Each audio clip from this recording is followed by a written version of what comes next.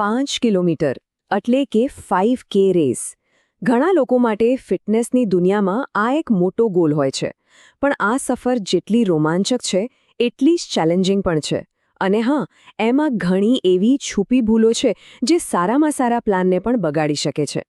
ભલે આ પહેલી વાર દોડવાનો પ્રયત્ન હોય કે પછી પોતાનો જ રેકોર્ડ તોડવાની વાત હોય આ એક મોટી સિદ્ધિ છે એમાં કોઈ શંકા નથી પણ સારી વાત એ છે કે જો યોગ્ય રીતે સમજીને આગળ વધીએ તો આ બધી ભૂલોને ટાળી શકાય છે તો ચાલો આજના આ વિશ્લેષણમાં આપણે સ્માર્ટ ટ્રેનિંગના એ રસ્તાઓ જાણીશું જે એ સુનિશ્ચિત કરશે કે મહેનત સાચી દિશામાં જાય આપણે આખી વાતને 4 મુખ્ય ભાગમાં સમજીશું પહેલાં તો ટ્રેનિંગ કરવાની રીતને જ સુધારીશું પછી ઈજાઓથી બચવા માટે શરીરનો પાયો કેવી રીતે મજબૂત કરવો એ જોઈશું એ પછી આરામ અને ખાવા પીવાનું શું મહત્વ છે એના પર વાત કરીશું અને છેલ્લે રેસના દિવસે પોતાનું બેસ્ટ પરફોર્મન્સ કેવી રીતે આપવું એ જાણીશું તો ચાલો શરૂઆત કરીએ સૌથી પહેલા અને સૌથી મહત્વના ભાગથી એટલે કે આપણી ટ્રેનિંગ કરવાની રીત અને એમાં થતી કેટલીક સામાન્ય ભૂલો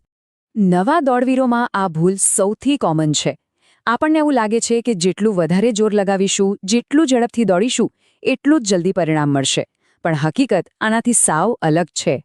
તો પછી સાચો રસ્તો શું છે સાચો રસ્તો છે ઝડપી બનવા માટે ધીમું દોડવું હા મોટાભાગની ટ્રેનિંગ ધીમી ગતિએ થવી જોઈએ આને ઝોન 2 ટ્રેનિંગ કહેવાય છે સાદી ભાષામાં કહીએ તો એવી સ્પીડ પર દોડવું જ્યાં તમે આરામથી વાતચીત કરી શકો આનાથી તમારો સ્ટેમિના વધે છે જે ભવિષ્યમાં સ્પીડ વધારવા માટેનો પાયો બની જાય છે હાઈ સ્પીડવાળી દોડ તો અઠવાડિયામાં બસ 1 કે 2 વાર જ કરવાની હોય છે બીજી એક મોટી ભૂલ છે કોઈ પણ પ્લાન વગર બસ દોડવા નીકળી પડવું શરૂઆતમાં તો કદાચ સારું લાગશે પણ લાંબા ગાળે આનાથી પ્રગતિ અટકી જાય છે અને ઈજા થવાનું જોખમ પણ વધી જાય છે જુઓ એક સારો પ્લાન કેવો હોય એમાં વિવિધતા હોય છે દરેક દોડનો એક ચોક્કસ હેતુ હોય છે ક્યારેક સ્ટેમિના વધારવા માટે ક્યારેક સ્પીડ માટે તો ક્યારેક ફક્ત શરીરને રિકવર થવા દેવા માટે આ સ્લાઇડ એક સારા પ્લાનનું પરફેક્ટ ઉદાહરણ છે આ છે મેકમન પ્રોગ્રેશન અહીંયા તમે જોઈ શકો છો કે કેવી રીતે ધીમે ધીમે ટ્રેનિંગની તીવ્રતા વધારવામાં આવે છે શરૂઆત ટૂંકા અંતરની ઝડપી દોડથી થાય છે અને પછી ધીમે ધીમે અંતર વધારવામાં આવે છે આનાથી શરીર રેસની ગતિ માટે તૈયાર થાય છે અને ઈજાનું જોખમ પણ ઓછું રહે છે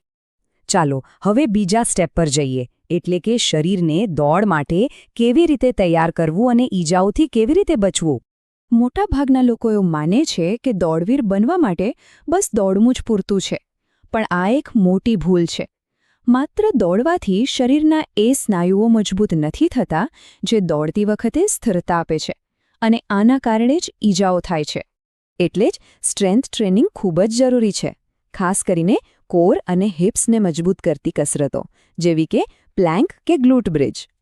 આનાથી શરીરને દોડતી વખતે સારી સ્ટેબિલિટી મળે છે અને તમારું રનિંગ ફોર્મ પણ સુધરે છે બીજી એક નાની લાગતી પણ મોટી ભૂલ છે ખોટા શૂઝ પહેરવા એનાથી પગમાં ફોલ્લા પડવાથી લઈને ઘૂંટણ અને સાંધામાં ગંભીર દુખાવો પણ થઈ શકે છે તો શૂઝ ક્યારે બદલવા જોઈએ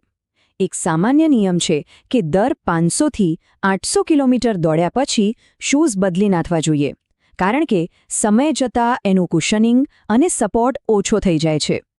અને હા વોર્મઅપ અને કૂલડાઉનને ક્યારે પણ સ્કીપ ન કરવા વોર્મઅપ તમારા સ્નાયુઓને દોડ માટે તૈયાર કરે છે અને કૂલડાઉન શરીરને શાંત પાડીને રિકવરી પ્રોસેસને ઝડપી બનાવે છે આ બંને સારા પરફોર્મન્સ અને ઈજાથી બચવા માટે એકદમ જરૂરી છે હવે આપણે એવા પાસાઓ પર વાત કરીશું જેને મોટાભાગના નવા દોડવીરો નજરઅંદાજ કરી દે છે પણ હકીકતમાં તે ખૂબ જ નિર્ણાયક હોય છે એક બહુ મોટી ગેરસમજ એ છે કે આપણી પ્રગતિ માત્ર દોડતી વખતે જ થાય છે પણ હકીકત એ છે કે આપણું શરીર મજબૂત ત્યારે બને છે જ્યારે આપણે આરામ કરીએ છીએ એટલે રિકવરીને આળસ નહીં પણ ટ્રેનિંગનો જ એક ભાગ સમજવો જોઈએ અઠવાડિયામાં ઓછામાં ઓછો 1 દિવસ પૂરો આરામ લો પૂરતી ઊંઘ લો આ દિવસોમાં જ શરીર પોતાની જાતને રિપેર કરે છે અને મજબૂત બને છે અને હા ખાવા પીવાનું એટલે કે ન્યુટ્રિશન પણ ટ્રેનિંગ જેટલું જ મહત્વનું છે અહીં એક સિમ્પલ ગાઈડ છે રેસના 1 અઠવાડિયા પહેલાં સંતુલિત ખોરાક લો રેસના આગલા દિવસે કાર્બોહાઈડ્રેટ્સ વધારો અને રેસ પછી પ્રોટીન અને કાર્બ્સથી શરીરને રિફ્યુલ કરો